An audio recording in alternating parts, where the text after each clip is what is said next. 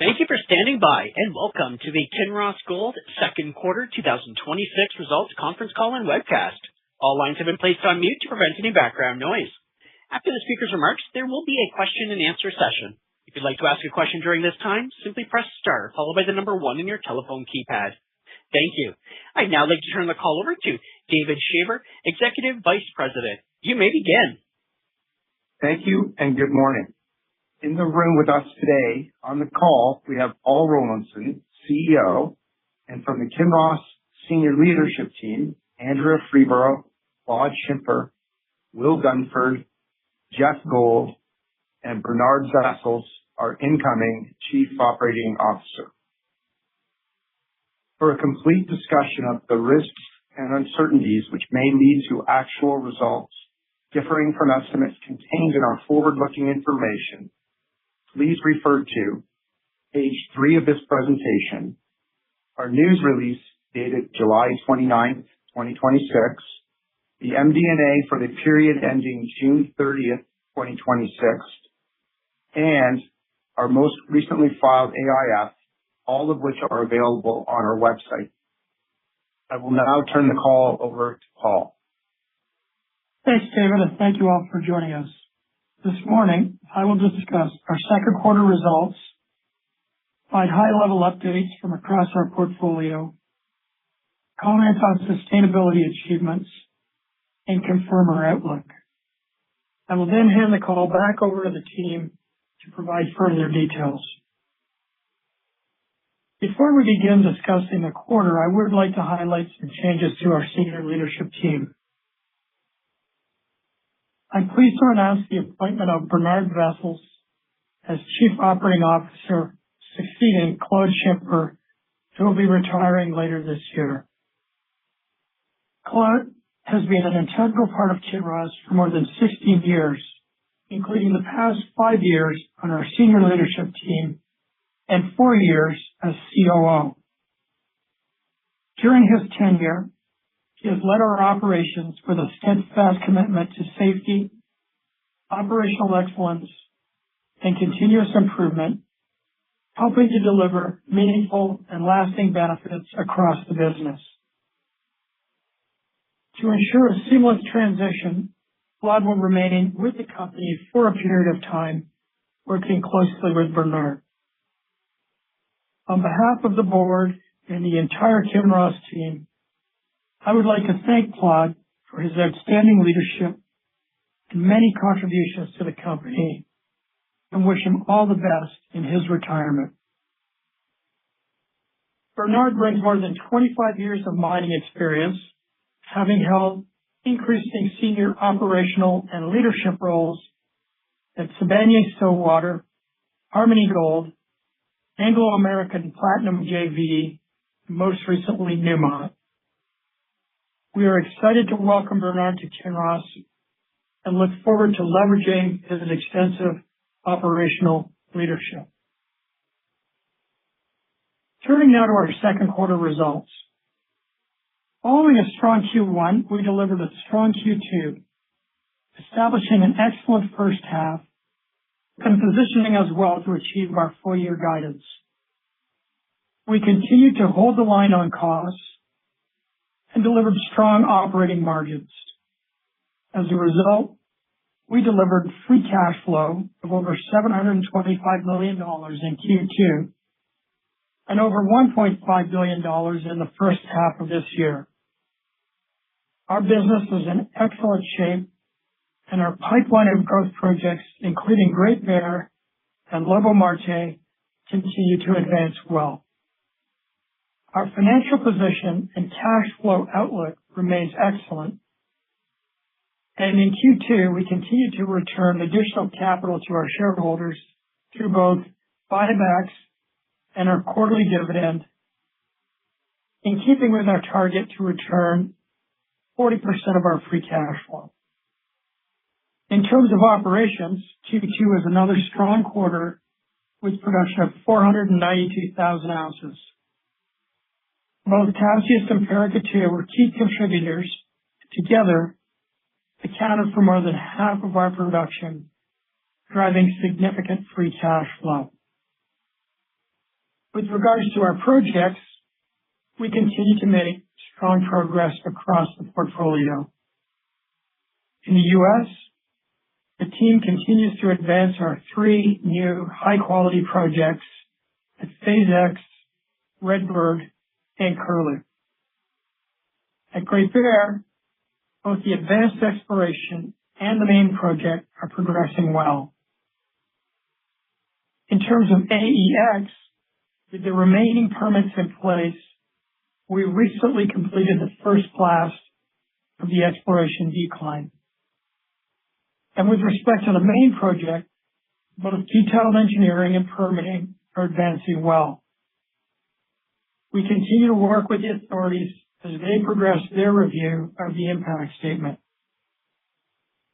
We also continue to engage with local stakeholders and Indigenous partners through regular community meetings, ongoing collaboration, and transparent communication. Moving across to Chile, as a reminder, we submitted the Lobo Marte Environmental Impact Assessment in March, marking an all-important milestone and formally launching the permitting process. Subsequently, in May, we welcomed the newly elected President of Chile, President Tasiast, to our local offices in Copiapó. During his visit, he acknowledged Kinross's long-standing commitment to the Atacama region and declared his support for our development plans in the region, including our world-class project, Lobo Marte. We appreciate President Tasiast's support for the responsible operation and the development of our assets in the region. And last night, we announced an update on Lobo Marte, an excellent, high-quality asset in our portfolio with its strong production profile, low cost structure, and excellent economics. Will is going to elaborate on this later in the call. Turning now to sustainability. We published our annual sustainability report in the second quarter. This report provides a comprehensive update on our achievements and plans going forward. A key highlight for me was in Mauritania. In June, we delivered humanitarian support to remote farming communities facing food insecurity due to drought and rising transportation costs. Turning now to our outlook. Following a strong first half, we remain on track to meet our full-year production, cost, and capital guidance. As we highlighted last quarter, we continue to benefit from an attractive relative cost position, supported by our disciplined approach to managing cost pressures through input cost hedging, productivity initiatives, and our grade enhancement strategy. Looking ahead, we remain focused on continued operational execution, cost management and capital allocation, and continued advancement of our high-quality resource base. Our focus is to continue to generate strong margins, robust free cash flow, and long-term value for all our shareholders. With that, I will now turn the call over to Andrea. Thanks, Paul. This morning, I'll review our financial highlights from the second quarter, provide an overview of our balance sheet and return of capital, and comment on our outlook. As Paul noted, Q2 was another strong quarter for us. We produced 492,000 gold equivalent ounces as planned. Q2 cost of sales of $1,336 per ounce and all-in sustaining costs of $1,821 per ounce were also on plan. Margins were robust at over $3,100 per ounce. Our adjusted earnings were 71 cents per share, and our adjusted operating cash flow was again over $1.1 billion. Attributable free cash flow was $727 million, after $406 million in capital expenditures and $327 million in tax payments. Turning now to our balance sheet. In the second quarter, we continued to strengthen our financial position, adding over $470 million in cash after returning $275 million to shareholders. We ended the quarter with new records of $2.7 billion in cash and $1.9 billion in net cash.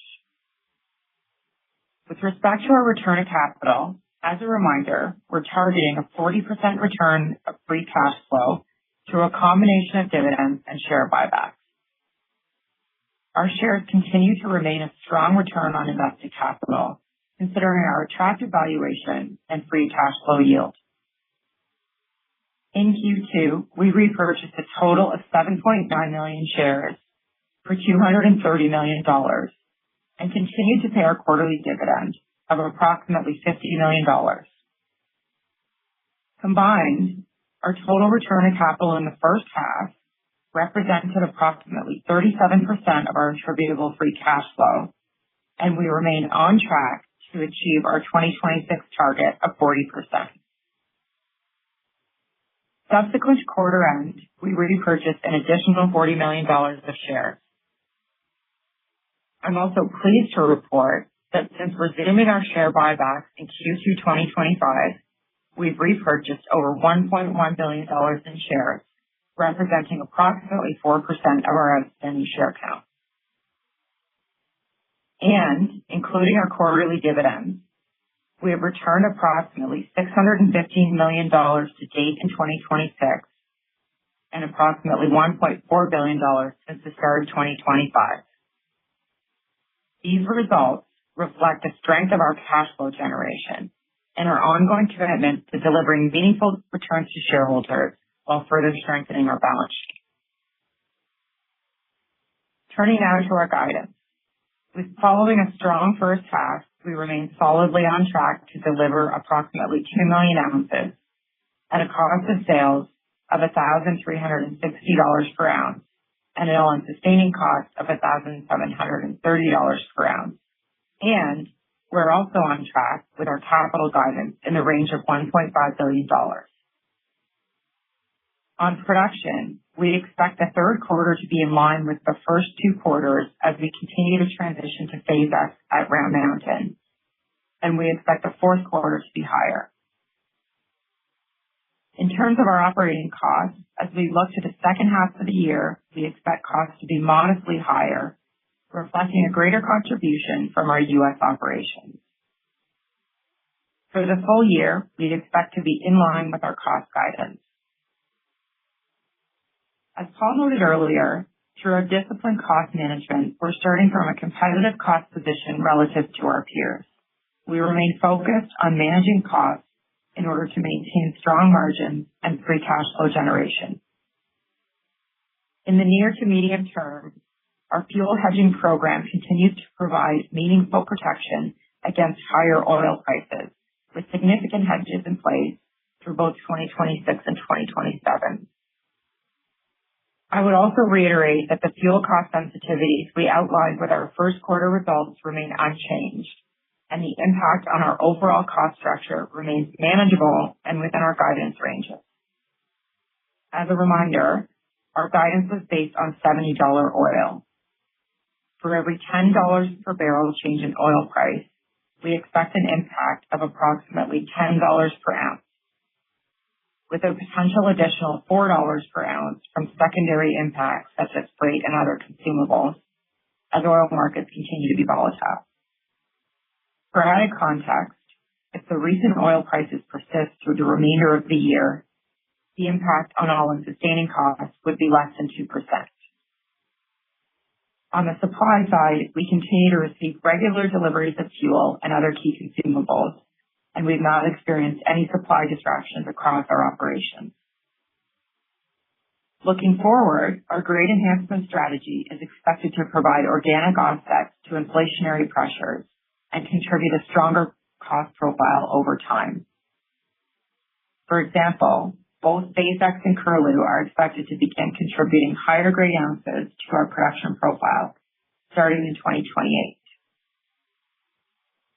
And our two world-class development projects, Great Bear and Lobo Marte, are expected to be contributing a total of approximately 850,000 ounces per year of high-grade, low-cost ounces to our future production profile. With that, I'll now turn the call over to Claude. Thank you, Andrea. I'd like to start with our safety culture.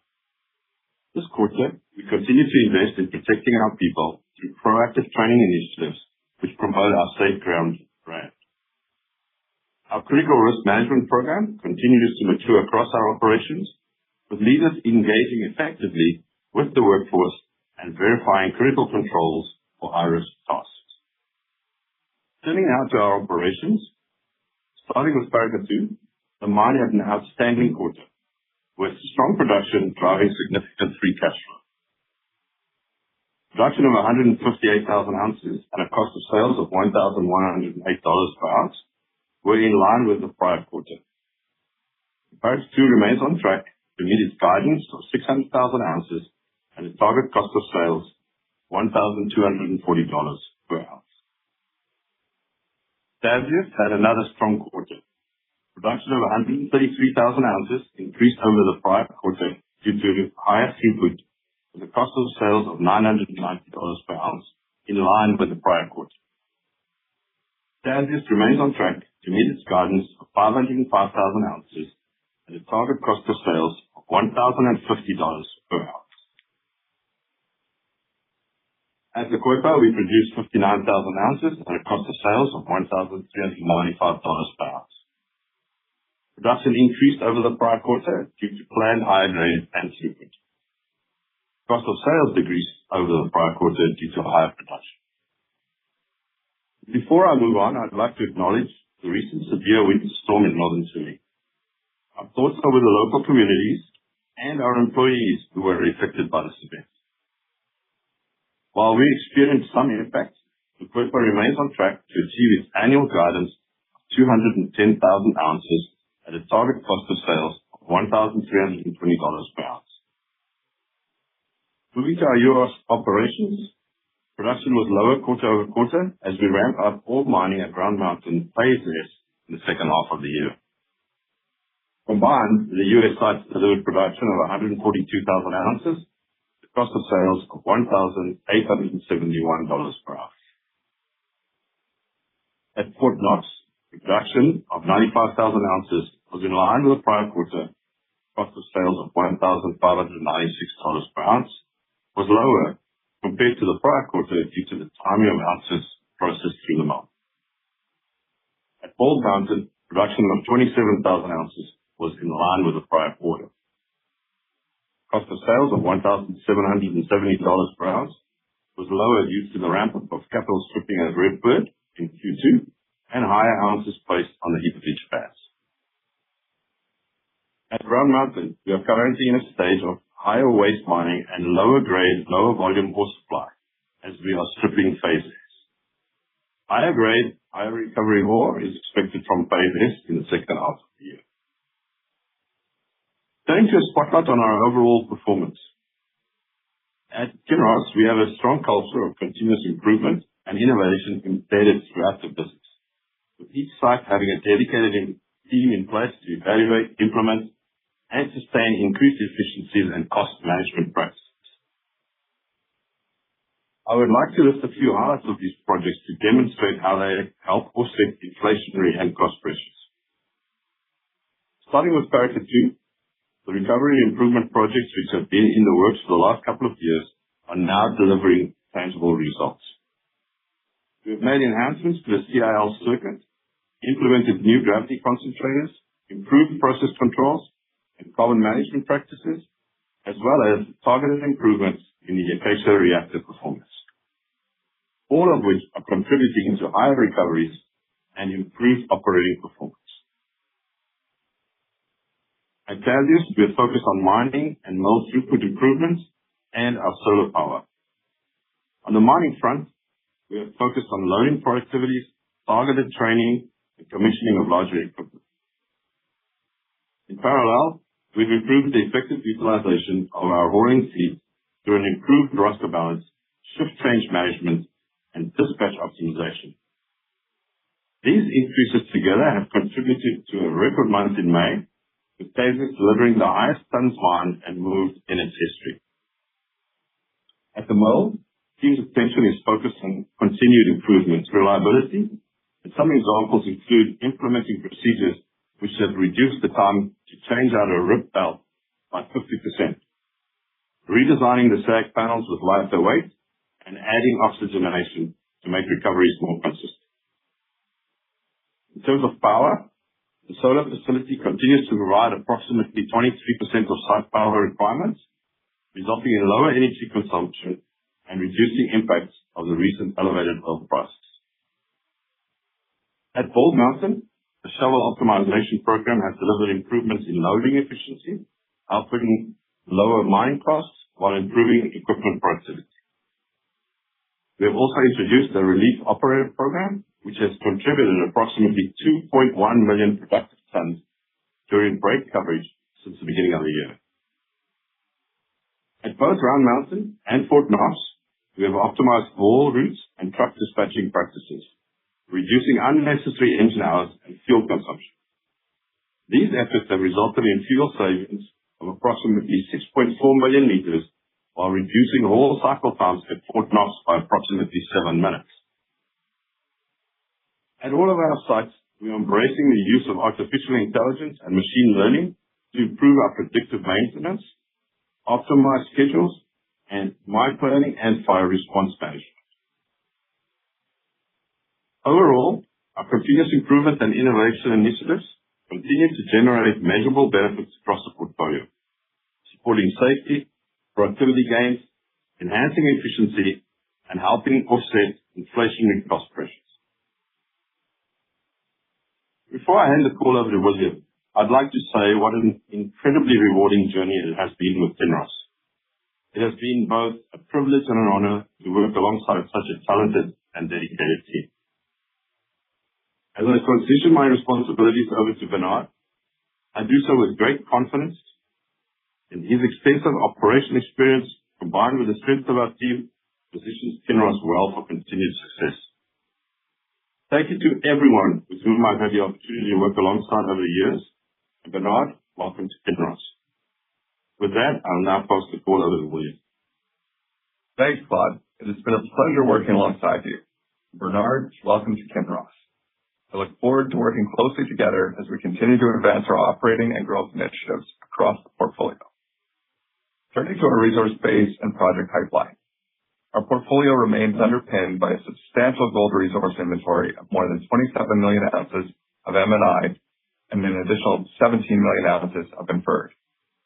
In addition to our near-term growth projects, our technical services teams continue to advance a number of medium-term attractive mine life extension opportunities from across this resource base, including Phase 11 at Fort Knox, Top Pit at Bald Mountain, resource pit extensions at Paracatu, open pit and underground extensions at Tasiast, and the La Coipa oxide extensions in Chile.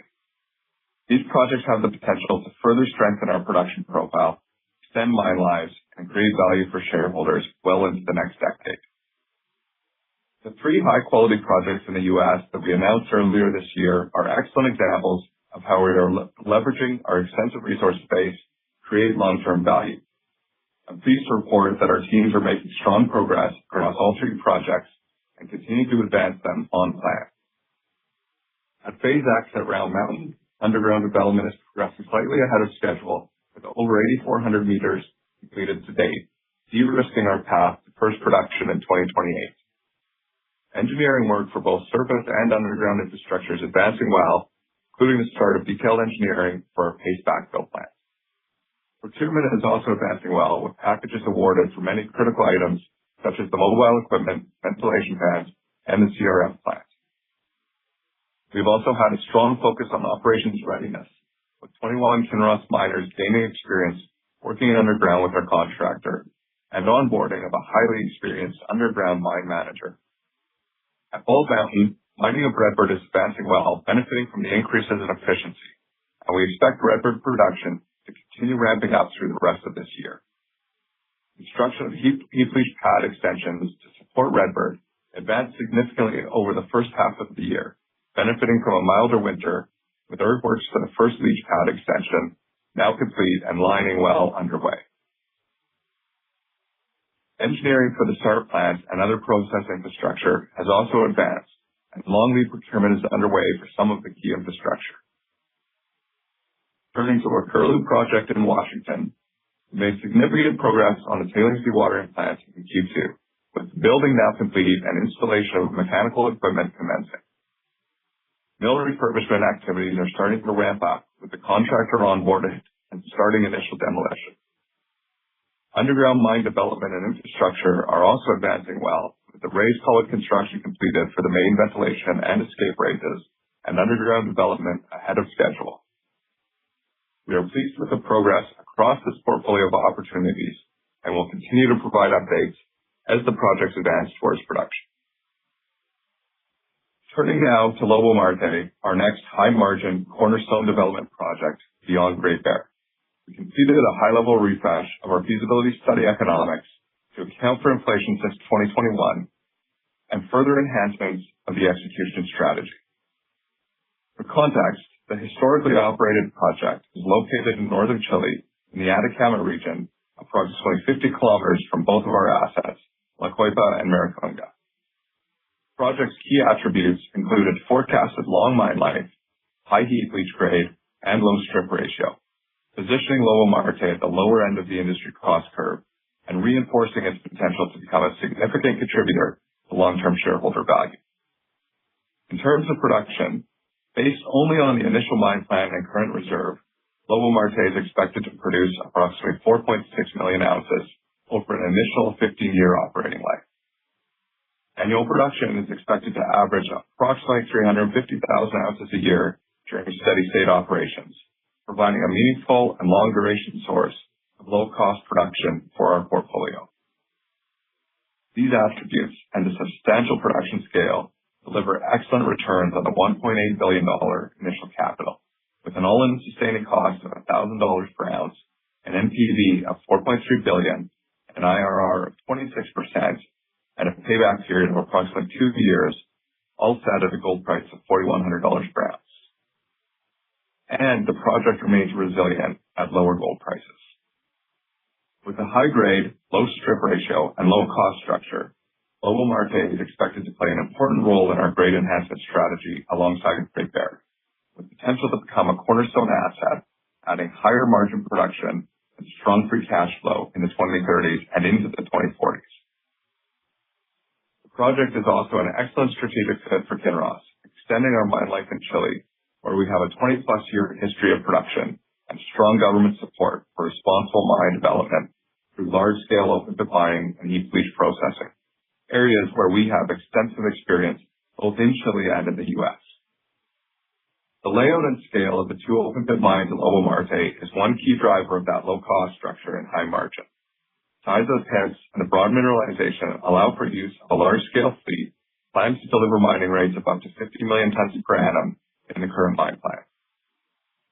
Forecasted mining costs over the life of mine of $3.25 per ton also benefits from the construction of conveyors to transport ore from the open pits to the crushing facilities, driving down material movement operating costs.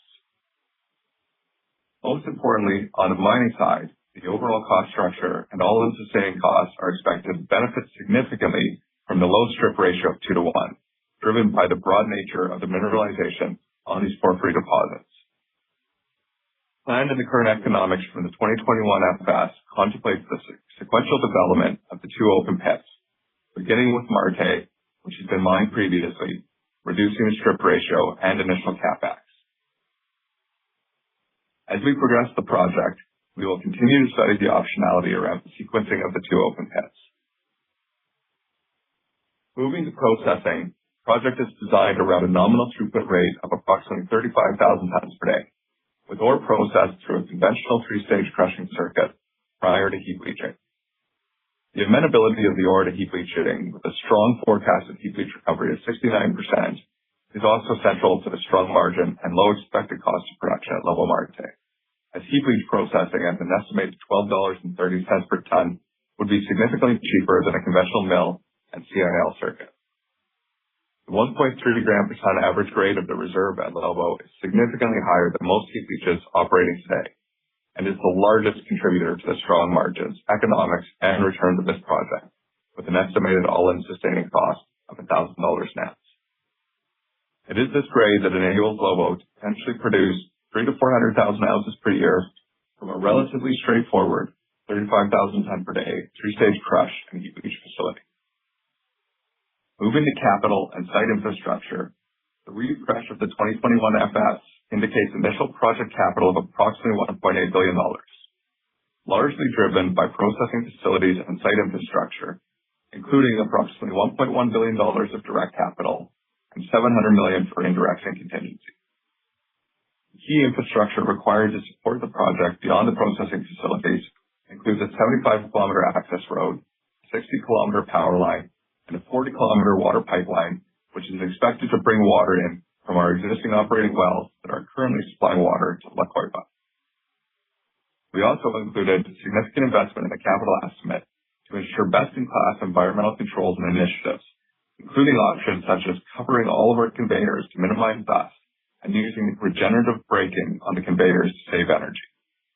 This high-level refresh was provided to account for inflation since 2021 and to reflect the current execution strategy, which has advanced over the prior years to improve constructability and reduce development and execution risk. We are progressing to detailed engineering and will provide a fulsome capital update once detailed engineering is substantially complete. Given the manageable estimated initial capital of $1.8 billion, planned funded from operating cash flow, in line with our disciplined capital allocation strategy. The combination of the low mining cost, low processing cost, high heap leach grade, and the resource size are what make this project a central focus in our grade enhancement strategy. Importantly, the impressive economics in this update reflect only a starting point for Lobo Marte. The project has significant upside potential beyond the current mine plan and captures just a portion of the broader mineral endowment identified across the property. The current open pit mine designs in this update remain unchanged from the 2021 feasibility study and include only the reserve from 2021, which was done at a $1,200 gold price. The 2021 mine plan was maintained as the base case for the EIA submission, as baseline studies had advanced on this plan, helping to facilitate an earlier submission of the EIA, and the plan already provides production well into the 2040s. However, significant potential remains at higher prices to further unlock value at Lobo Marte through mine life extensions from the 2.8 million ounces of indicated resource and approximately 700,000 ounces of inferred. As you can see on the slide, this inventory has the potential to be captured through a further layback of each pit, which could meaningfully extend mine life. You can also see the mineralization remains open at depth, continuing beyond the resource pits, and is ultimately limited only by a lack of drilling at depth. And beyond this optionality at the Lobo and Marte pits, we also see potential on our broader land package to identify additional open pit deposits through exploration, which could further enhance the mine life and production profile. This is a highly prospective land package which sits on the prolific Maricunga trend, with 2 porphyry deposits and a substantial resource inventory already identified. We know these types of deposits occur in clusters along structural corridors, and we will focus exploration on finding additional deposits once we bring Lobo Marte into operation. To conclude on the Lobo Marte economic update, we are excited by the quality of this project and the potential to bring it online to further our grade enhancement strategy in the early 30s, driving high-grade, low-cost heap leach production in Chile well into the 2040s with significant value creation potential for our shareholders. With that, I will now hand it over to Jeff for an update on permitting at Lobo Marte and Great Bear. Thanks, Will. In terms of permitting at Lobo Marte, the project's environmental impact assessment was accepted by Chile's Environmental Assessment Service in April of 2026, marking an important milestone for Lobo Marte and the team. Permitting remains a critical path, and we have taken a rigorous approach to integrating environmental and community considerations into the project design and capital estimate from the outset. This includes leveraging the best available technologies and measures intended to protect water resources, reduce dust generation, and optimize infrastructure placement to reduce the project footprint. We continue to work closely with the Chilean regulatory authorities to advance the permitting process with a view to targeting first gold production in the early 2030s. Turning now to advanced exploration at Great Bear. As previously noted, we received all remaining AEX permits and construction is progressing well, which William will speak to later. Turning to the main project, we continue to advance permitting with both federal and provincial authorities. Federally, and following the submission of the third and final phase of the impact statement to the Impact Assessment Agency of Canada, who we call IAC, in April, we moved into the information request phase of the impact assessment process. IAC is in the process of collecting and consolidating all third-party input comments on our impact statement, which we will respond to on a timely basis. We will continue to work with IAC to advance the impact assessment process so that the final impact statement report issued by IAC aligns with our targeted main project timeline. As a reminder, receiving the final impact assessment report from IAC that is ultimately approved by the Federal Minister of Environment and Climate Change is the critical first step to obtaining the additional federal and provincial permits we required to construct and operate the Great Bear mine. As previously disclosed, we require this final impact assessment approval and certain provincial early works and construction permits in the spring of 2027 to allow us to take advantage of the summer construction season to maintain targeted first gold production in late 2029. Provincially, we continue to work with the Ontario authorities to advance the permitting process for the main project under the One Project, One Process, what is called 1P1P, which is overseen by the Ministry of Energy and Mines. We are pleased that the Ministry deemed the final 1P1P project definition complete in early May and subsequently issued the integrated authorization and permitting plan for the main project. Submission of individual Ontario permit applications have proceeded in accordance with this plan. Next steps include finalizing the integrated Indigenous consultation plan, also submitted under 1P1P. Briefly turning to the Indigenous community front, we continue to progress the negotiation of impact benefits agreements. We are pleased to report that we recently signed a community benefits agreement with the Northwestern Ontario Métis community that captures the key economic elements, including financial accommodations. In relation to Lac Seul and Wabascang First Nations, on whose traditional territory the project resides, negotiations on the impact and benefits agreement continue to advance off the back of the Memorandum of Understanding we signed at the end of last year. With that, I will now turn it back to Will for a technical project update on Great Bear. Thanks, Jeff. At Great Bear, work on the AEX program and the main project is progressing well. Following the receipt of the final AEX permits in April, AEX surface construction is 93% complete, and we recently completed the first blast of the exploration decline. As a reminder, the decline will provide drilling access for exploration and extension of the underground resource, as well as delineation work. In terms of the main project, we continue to make meaningful progress on procurement, contracts awarded, request for proposal issued, and selection of open pit mining fleet nearing completion. And in terms of detailed engineering, we are well advanced with approximately 50% complete. Upon completion of detailed engineering, we will provide an update on the initial capital in the first half of 2027, which will include impacts from inflation since the 2024 PEA and the impacts of any scope changes and enhancements we make as we move through detailed engineering. As we progress detailed engineering, we are working to ensure we are building a robust, reliable, world-class operation given the multi-decade high-margin production potential we see at this asset. Turning now to exploration, we are continuing with our 2026 55-kilometer planned drill program. In Q2, drilling continued at the Strider Zone, a recently identified zone of mineralization 2.4 kilometers along strike from the southeast edge of the LP resource. We will provide further drill results later this year.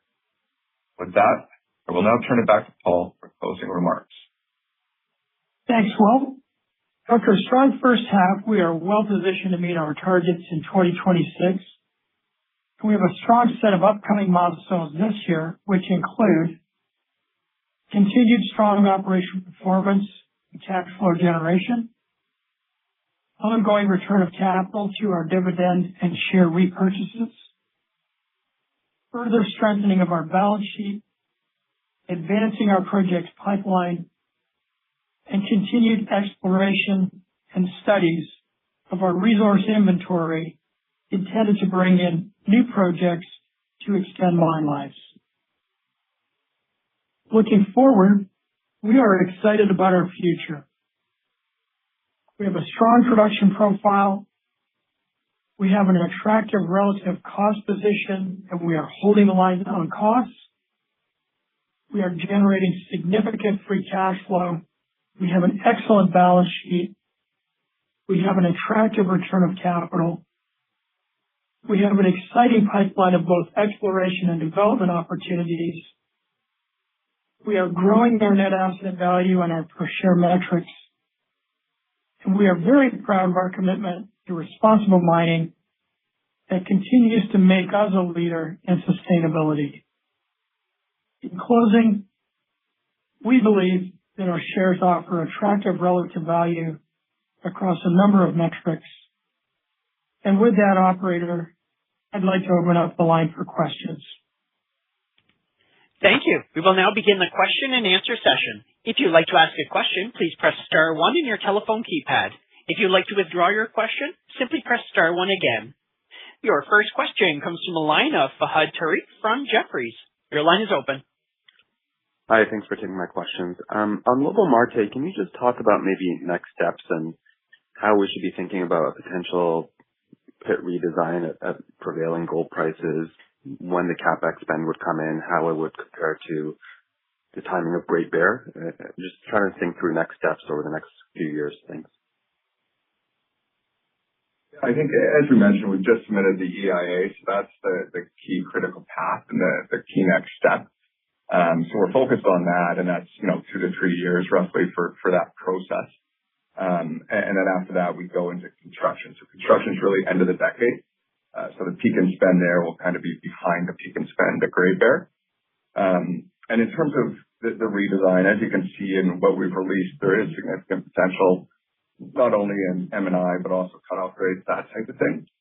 But it's really something, given that we already have a 15-year mine life established, that's quite high quality, that we're going to focus on once we get into operations.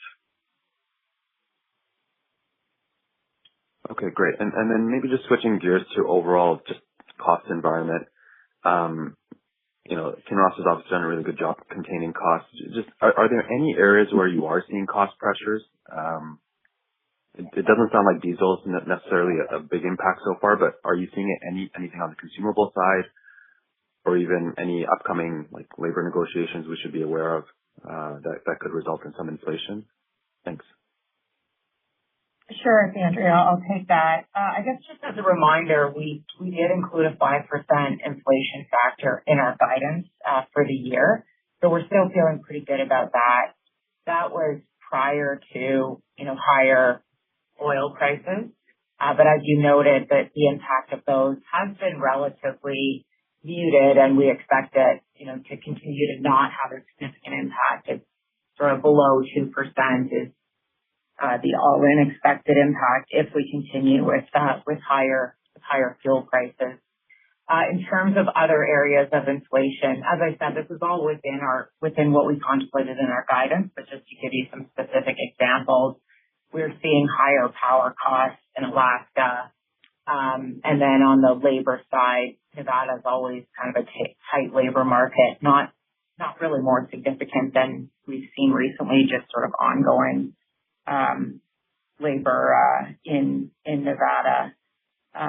That's really the focus and sort of where we've been, what we've been seeing sort of on the ground. But again, we're expecting to be well within our guidance right near the midpoint for the year as we sit here today. Great. Thank you so much. Your next question comes from a line of Josh Wolfson from RBC Capital Markets. Your line is open. Yeah, thank you very much. Just back to Lobo Marte. I understand obviously it's a inflationary environment there, but is there any additional insights, maybe what drove inflation beyond just kind of industry trends? Thank you. Yeah, I think obviously the change from the 2021 FX was primarily inflation. So that really, we were around 1.1 in 2021. So that took us to, over 1.5. The extra kind of 250 beyond inflation. Part of it is in 2021, obviously different gold price environment. We were planning to reuse some equipment from Maricunga. Now with the gold price environment, we want to make sure we keep that around for Maricunga, and we thought it makes sense given the mine life to buy new equipment. So that's around 100 million of the additional increase beyond that, just to make it a higher quality life of mine plan. And then there was also some advancement of the execution strategy as the team's really gotten into the details and gotten into the planning stage. The indirect costs are the other component that take us up to the 1.8. We've also moved the contingency from about 14% up to 19%, just given we're quite far away from when we had the detailed estimates in 2021. Got it. Thank you. And then just on Great Bear and some of the AEX disclosures, when you think about the main permit, is there any way to minimize some of the uncertainty there and just what sort of maybe what the risk profile could be? Thank you. Yeah, we're looking at, I'll let Jeff speak to it, but the question was around minimizing uncertainty around the main project. Our position, Josh, is we've got these two parallel tracks. AEX, obviously, to get us underground to make for more efficient, cost-effective drilling extensions at depth, and then the main project. And I'll let Jeff speak to it, but the main project is really launched, if you will, under this 1P. And I have to say, things are going really well from the government side of things under the 1P. They're certainly hitting deadlines and moving things through the system. So pretty straightforward, Jeff, on the main project. Yeah, I guess, and Josh, I think you're already aware of this, but again, we've never characterized AEX as being sort of critical path, and they are, as Paul has alluded to, they're two different processes. AEX is strictly a provincial process, whereas the main project is both federal and provincial, we're making excellent progress on both the federal and provincial fronts, and in terms of efficiencies, we're already seeing the benefits of 1P provincially, and we're a long way down the path with the federal agency that kind of looks after the key permit, that we require in the late spring of 2029, which is the final impact statement approval report. And we've been working, closely with both the federal and provincial authorities. They're well aware of our timelines, and at this juncture, and again, I'll remind you, we're targeting first production at the end of 2029, and certainly at this juncture, what we're seeing with some of the stuff on the AEX side of the fence is not interfering with that timeline. Great, thank you. Your next question comes from a line of Anita Soni from CIBC World Markets. Your line is open. Hi, good morning. And firstly, congratulations, Claude, on your retirement. Your tenure was certainly exemplary in terms of operating track record. Best of luck in your retirement. And then I think that my questions on Lobo Marte were mostly asked just on the timing. I just wanted to get an idea about on Round Mountain how we could see the back half of the year evolve. I think we look back to some, when you were, there was a update, I think a couple of years ago about the Phase X, and I thought production was going to be somewhat in the 150 to 200,000 ounces per year range this year, and it's kind of tracking a little bit behind. So are we looking for really strong grades in the back half of the year, or was that kind of production profile shifted from, understandably, from like 2 years ago from that chart? Good morning, and thank you. Yeah. I think for Round Mountain, the 150 forward has always been the target. We're obviously ramping up to that as we now are stripping into Phase S and getting into the ore in the second half of this year. When we add Phase X later, it will contribute as well and take it up to closer to the 200 range. So the 150 was always an average with a ramp-up period. So we do see increased production in the back end of this year as we now enter the Phase S ore, and also getting into higher grade ore feeds. So during the first part of this year, we were doing a lot of production came from heaps and historical mining. So now we're moving to the ore in the back half of this year. So I do think we're targeting the 120, 130 range for round for this year, and then it will build up into next year and years following. Okay. And then, sorry, just in terms of the types of grades that we could see from Phase S, is that kind of in the mid 1 grams? Is that what we should be seeing? Yeah, I think the average grade, I think we released it a couple of years ago. It was a little lower than 1 gram on average, I believe, but I think we have quite a bit of, we're getting into 0.7 and later in the phase deeper down, we get into the 1 gram stuff.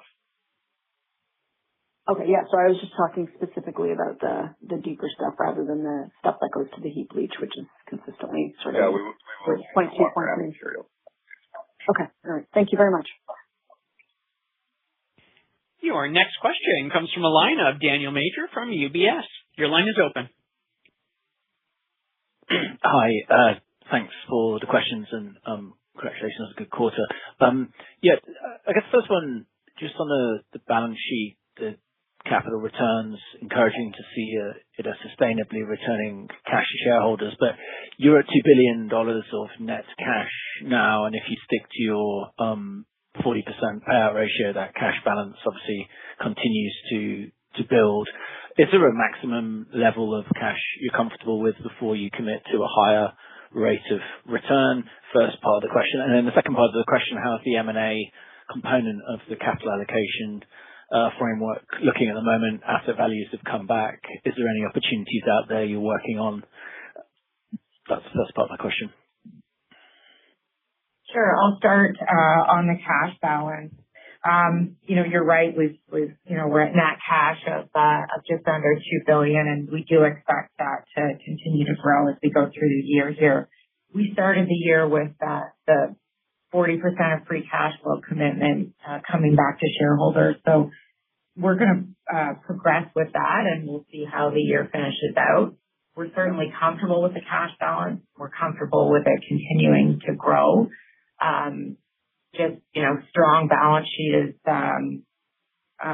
is helpful as we continue to progress our pipeline of projects and additional opportunities through that pipeline. We're also paying a lot higher taxes. We've paid a lot of tax this year, and those liabilities will continue going forward. But we do expect to grow the cash balance while also continuing to invest in the business and returning capital. So we're sticking with the 40% for now, but it's something that we'll continue to assess as we progress through the year here and into early next year. Yeah, I'll jump in on the M&A point. Again, I would just say our position remains where it always has been. We're in a really good spot where, as Will alluded to, we've got a significant inventory of resource behind our 2P reserve. As you saw earlier this year, where we converted the U.S. projects out of that resource category and moved them into development. We've got lots of things to keep looking at in our own organic portfolio. So that for us is the main thing. That's what we understand the most, and work continues with our team to do more drilling, to better understand numbers, and continue to move things along from the right-hand side of the column, resource, over to development decisions. So stay tuned on that. On the external environment, as always, we keep an eye on what's out there, what might be up for sale. But again, we're playing from a position of strength where we don't feel a need. I think our M&A track record, if you look in the rearview mirror, speaks for itself. We've only done a couple of deals, a few deals over the last 10 years. We're very discriminating. We think we can add value at different ends of the scale, whether it's development or improving operations. We can bring a lot of resources to bear, but number one, it's all about, value creation for our shareholders, and is there something transactable? And we keep an eye, and we will remain disciplined as we continue to move forward. Okay, thank you. Maybe if I could just ask a couple of follow-ups.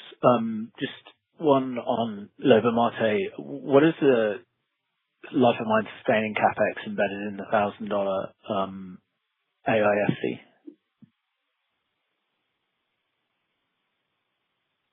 Yeah, I'll have to get back to you on that. We can check in on how much of that specifically is sustaining. Okay. And then just one more if I could.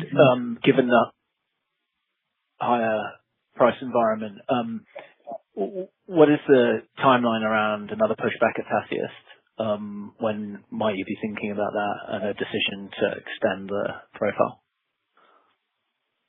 Well, we've got I guess you guys have an updated technical report, so you can see it's really the early 30s where our production starts to ramp down again after we get through the heart of West Branch 5. So the focus is on making sure we're well prepared in advance of that. So obviously we're progressing studies now to be able to get to a point where we're comfortable making a decision that continues mining in the 30s and then continues higher grade production.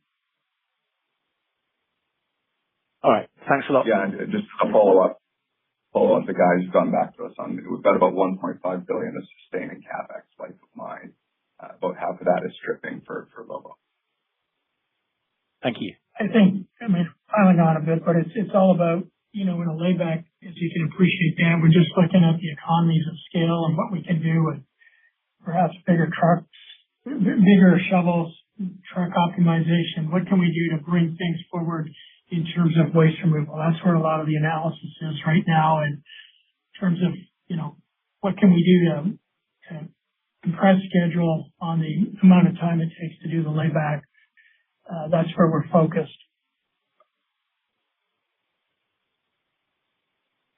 Your next question comes from a line of Tanya Jakusconek from Scotiabank. Your line is open. Oh, great. Good morning, everybody. Thank you so much for taking my questions. Claude, congratulations on your next adventure. Claude, maybe just starting with you, if I could, just wanted to come back to the cost side because, I'm quite impressed with the cost control that you're having there, given your open pits, low-grade miner, low-grade relative, obviously. I'm just trying to understand, you've got these productivities that you've mentioned. Andrea also mentioned that with the price of labor and I think power and fuel, you're not really seeing anything else that's, inflating your costs. So I'm just trying to understand whether your productivity improvement can offset inflation. Do you think you can get 4 or 5% from these productivity improvements to offset inflationary pressures on your costs? As I said, Tanya, thank you very much. But as I said, as we do these productivity improvements, we've always felt that without continuous improvement processes on our sites, it will eventually get away from us. So we're very focused on having these different initiatives at site. The key element being as well is when we are successful at one site with an initiative, we transfer that to the other 6 sites to make sure that they also help us. But there's a huge complex strategy, everything from tire management, we've gone from being sort of the bottom of the pile in that area to being leading edge in and those things. And those are big dollars that drive your costs down. The other part is just always grade optimization strategy and how we pick the right spots of moving the production. That helps. Inflation, again, we're in a global environment. We're in different jurisdictions. It's at a different level. And as you're monitoring FX and inflation, do I personally think that you can always outpace inflation? Well, that's the tough challenge. That's what we lay down for the teams. And as you've seen, we have had a lot of success with managing to keep our cost structure in line with our expectations. But you can't do that without a lot of continuous improvement and a culture of innovation within the organization. Yeah, congrats on the cost side. Maybe I can move on to Great Bear. I just got some questions on to some of the items that to look forward to. So the first one I just wanted to ask on the bulk sample. When should we be thinking about this bulk sample for metallurgical testing? When should I be thinking this is coming? Yeah, that's still a little ways out. I don't have the exact date, but it's, we got to get down to the level where we want to take bulk sample. We're obviously progressing the Twin declines, and we're going to start putting in some exploration headings towards the end of this year or early next year. So that's kind of the first focus, is start to drill. So I think, the bulk sample will probably be late next year or the following year sometime. But we can get back to a more specific schedule of it. Okay. And then once you open up on the levels. Okay. And I think we've talked a lot about the permitting and hopefully get all the permits in place for spring of next year to start construction thereafter. But maybe someone, you've done 50% engineering to date, and I think it was mentioned that you're going to update the capital for us next year once you have a better idea, and potentially some scoping changes. Can I ask whether you are seeing some here that could, and what are they at this point?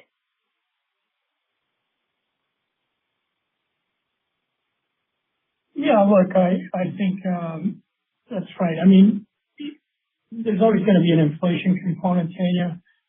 As you know, I think other areas where when we look at capital in the waterfall, it's a combination of inflation and discretion, and is there anywhere where we may have missed it or come up late? I don't think in the latter instance there's anything that gives us concern that we haven't anticipated. This is pretty straightforward as a 10,000 ton per day mill right off the highway outside of town.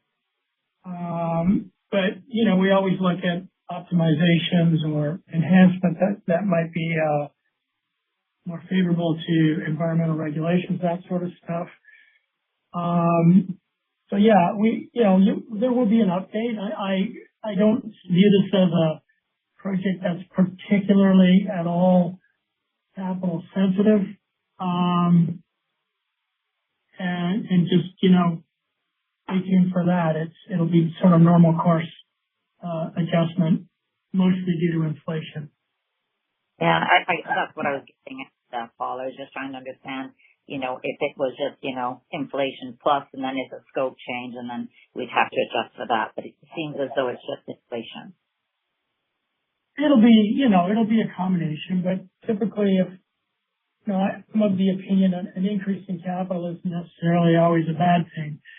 An increase in capital means hopefully we're gaining something as well. It's a trade-off decision, whether it's a return or an efficiency or a better standard. So we'll walk you through that when we get it more finalized. Okay, great. Thank you. Your next question comes from a line of Matthew Murphy from BMO. Your line is open. Hello. Just a clarification question on Lobo Marte. So the $1,200 an ounce reserve pit is sort of your base case on this submission, and is it your intention that eventually, like sooner rather than later, that gets adjusted to an updated gold price? And if so, how should we think about that $1,000 an ounce AISC? Does that belong with the 1,200, or is that where you're aiming to have this thing into production at? Yeah, that's what we're aiming to have this thing in production at. Any optimization that we provide, first off, you can see that most of that additional resource sits lower, so it'll tend to come towards the end of the mine life. The types of things we're going to want to play with as we get into value engineering is the production rate, those types of things. We're designing around a 35,000 ton per day facility because that's what we've done all our baseline work around. But obviously we'll look if there's opportunity to enhance that. The cutoff grade will go down, and it'll be a question of when ideally you put more of those tons onto the pad without diluting that AISC. So going to a higher production rate is a good way to do that. So those types of things that we're going to look at, and the pit sequencing as well. Right now we've got Marte sequence first. We're going to also look at the options of moving Lobo around and potentially producing from two pits at the same time. So all of those optimizations will be focused around not only extending mine life, but keeping that AISC low and increasing the scale of the asset. Got it. Okay. Thanks for the clarification.